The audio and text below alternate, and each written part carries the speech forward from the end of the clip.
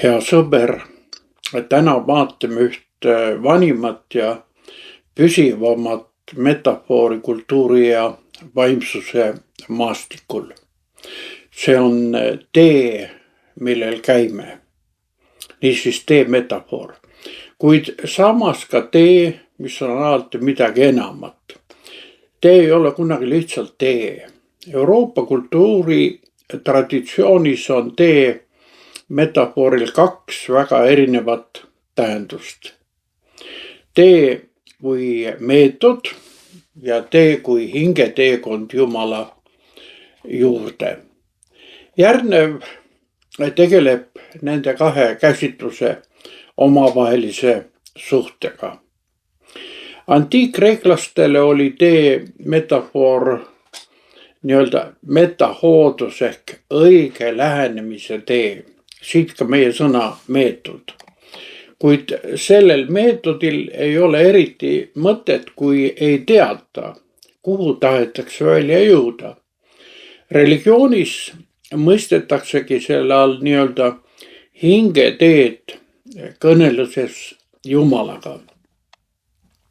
Eestlaste vaimuloos on pilt teest nagu valutav närv. See on kurviline, kruusane või udune metsarada. Teel kantakse nii argipäeva raskusi kui igaviku lootust. Rahvalaulud räägivad võõrast maast, mõõdutundetuse metsast või seal, kus otsitakse kadunud armastust või rahu. Tee on siin pinge tuntud ja tundmatu vahel. Kristlus lisas sellele pingele igaviku horisondi. Kirikulaulud kõnelevad taevateest, palveränduri teest, kes liigub pühaduse poole, teest tõotatud maale. Kuna meie mõtisklusi on inspireerinud John Bunyani Ristiinimese teekond taevalinna, mis ilmselt esmakordselt tõlgiti lõuna-eesti keelde Urvaste Köstri ja kooliõpetaja Mangu Hanso poolt 18. sajandi lõpul. Ja see tõlge levis vennaste kogudustes küll tõsi käsikirjaliselt ja ilmus trükituna alles siis 1856. aastal Pärnus Kaspar Franz Lorenzoni poolt tõlgituna.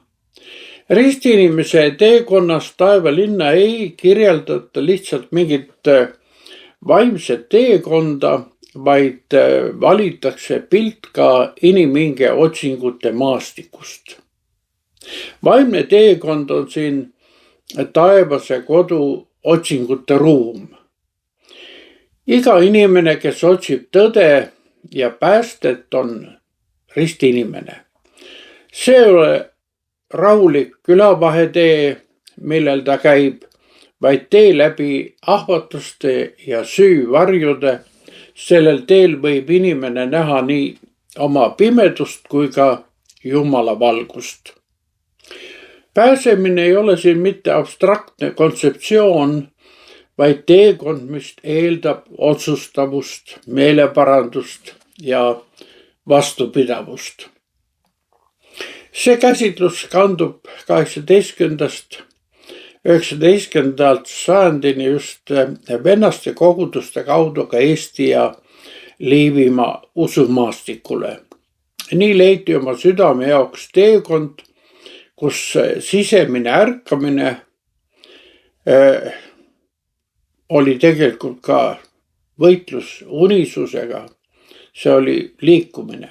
Ühtlasi kinnistus arusaam ka kristlasest kui palverändurist taevalinna poole.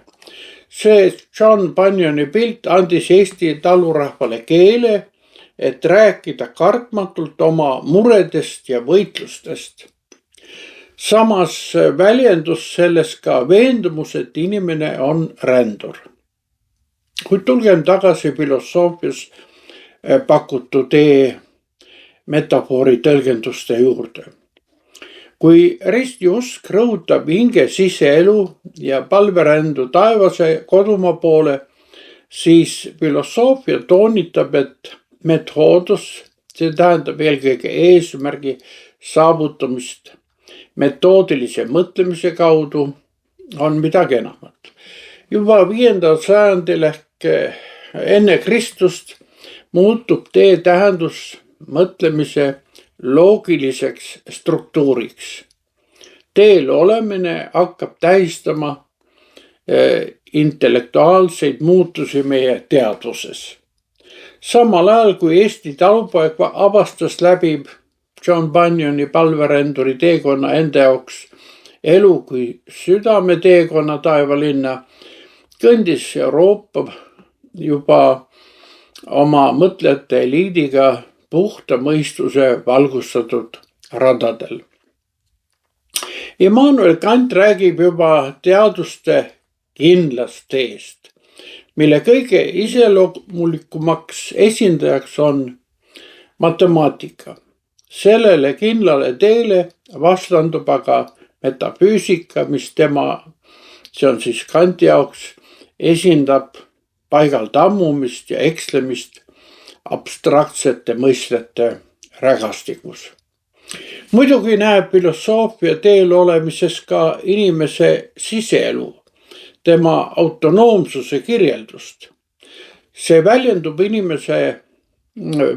inimese tahet analüüsida ümbritsevat iseennast loogiliselt ja selgelt.